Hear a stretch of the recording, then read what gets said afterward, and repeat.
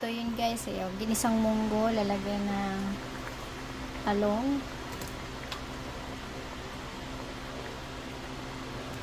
Ayan ang talong natin. Hintayin natin maluto. Kaluto ng talong, lalagay natin yung beans. Wala akong long beans, kaya ayan lang muna. Pwede naman yan. Tapos lalagay na natin yung bati. Ang daming alugbati.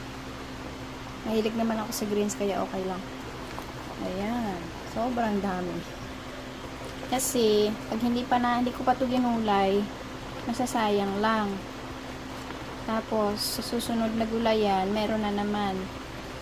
Pasunod. Pero may malunggay, okra, at ano na yun. Kompleto na yun. Ito kasi nauna siyang dumami. Yan, takpan muna natin. Lunod na rin natin yung ating lemon basil. Saka yung ayan, sili at lemon basil.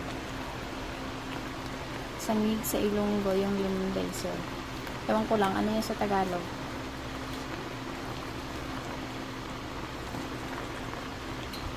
So, eto na yung aking pagkain for the whole weekend. And then, ito na rin yung dinner ko tonight.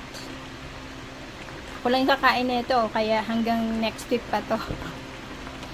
Tingnan mo yun, sa dami ng alugbati, oh. Nawala na. Luto na kasi. Kain na, kain na.